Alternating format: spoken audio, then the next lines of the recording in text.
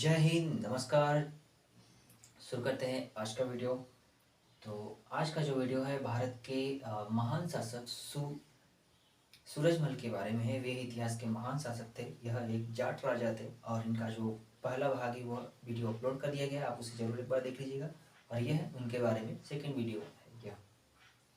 तो आइए जानते हैं उनके बारे में। सूरजमल के जहाँ से ख़त्म हुआ था उसके आगे टॉपिक है। सूरजमल के नेतृत्व में उस समय जाटों ने आगरा पर आक्रमण कर दिया था और आगरा की सुरक्षा पूरी सुरक्षा व्यवस्था को पूरे मुगल सैनिक जितने भी मुगल सैनिक उस समय आगरा में सुरक्षा कर रहे थे आगरा के किले की, उस उन सभी को मारने के बाद पूरे आगरा को जीत लिया जाट सैनिकों ने।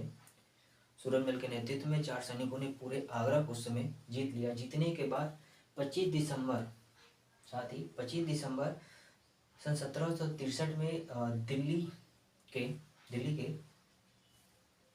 शाहदस जो शाहदस एक स्थान था, एरिया था, वहाँ पर मुगल सैनिकों ने घात लगाकर उन्हें मार डाला था। उस समय मतलब उनकी उस समय मृत्यु हो गई थी। घात लगाकर उन्हें मारा था, उसी समय उनकी मृत्यु हो गई थी। मृत्यु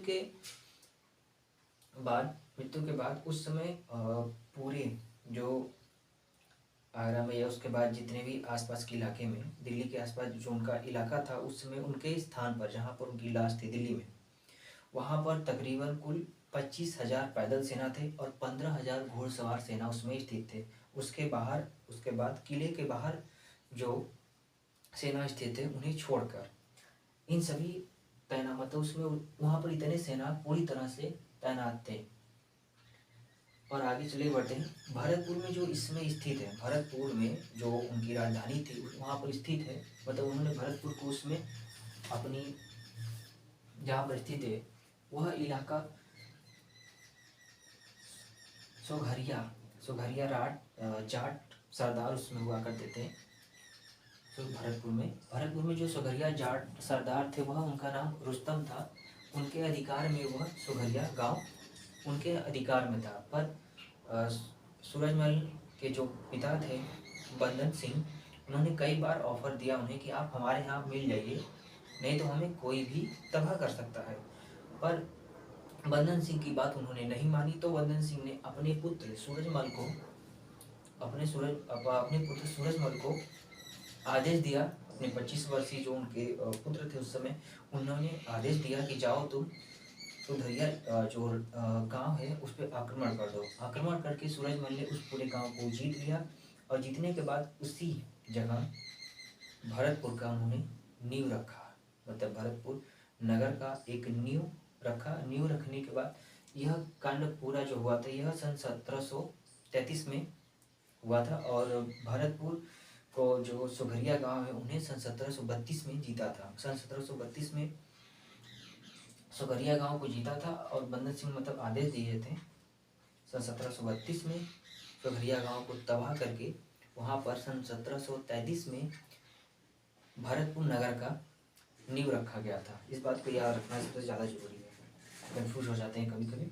सूरजमल ने सोघरिया गांव को उसमें जीत लिया था। उसके बाद वह भरतपुर जो अपने न्यू किला जो बनाया था उन्होंने, उस किले को उन्होंने अपनी राजधानी घोषित कर दी थी। भरतपुर को ही अपनी उस समय तुरंत ही सूरजमल ने अपनी राजधानी घोषित कर दी। राजधानी घोषित करने के बाद मतलब किले के कुछ दिन बनने के बाद ही, भरतपुर के उस किले को कुछ दिन बनने के बाद ही वहाँ पर पिता और पुत्र दोनों ही आकर रहने लगे। और कुछ समय के बाद भरतपुर के राजा यानी कि सूरजमल के पिता बंदन सिंह की आंखों की जो रोशनी थी वो क्षीण होने लगी।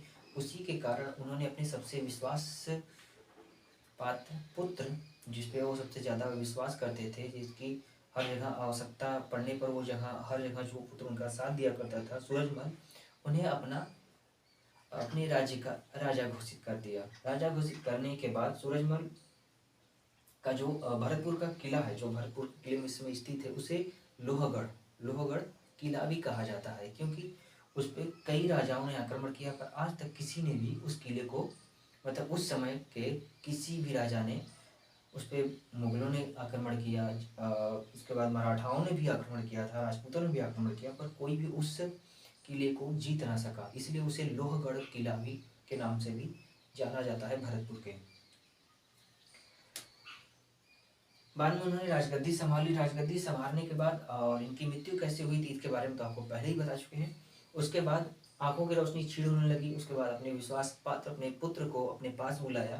पास बुलाने के बाद सूरजमल को पूरी राजगद्दी सौंप दी। राजगद्दी सौंपने के बाद और सूरजमल के अंदर एक चीज़ को भी कई इतिहासकारों ने मतलब उसमें लेखों और उनकी सूझबूझ और राज्य करने की क्षमता के अनुसार कई लेखों और कई जगह से कई इतिहासकारों ने यह मानते थे सूरजमल की सूझबूझ की वजह से अब तक मतलब अभी उनके किले में जितने भी अब जाट राजा थे बस उनकी सूझबूझ और राजनीति क्षमताओं के बारे में भी जानने को मिलता है, क्योंकि उस समय उन्होंने ना ही राजपूतों से गठबंधन किया था और ना ही मुगलों से गठबंधन किया और ना ही उन्होंने मराठाओं से गठबंधन किया।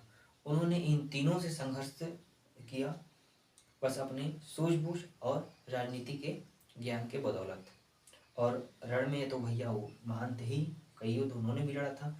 और सबसे बड़ी बात है वो कभी भी छोटा मोटा दाव नहीं चलते थे। जब भी चलते थे एक भले ही वो हारे या जीते उनको इस बात से फर्क नहीं पड़ता था। जब भी वो चलते थे एक बड़ा दाव हमेशा खेलने के लिए वो आगे हमेशा रहते थे। तो जय हिंद, जय मां भारती। अगर आप लोगों को वीडियो पसंद आए तो प्लीज़ लाइक सब्सक्राइब जरूर कीजिएगा और यह वीडियो कैसा लगा कमेंट करके जरूर बताइएगा।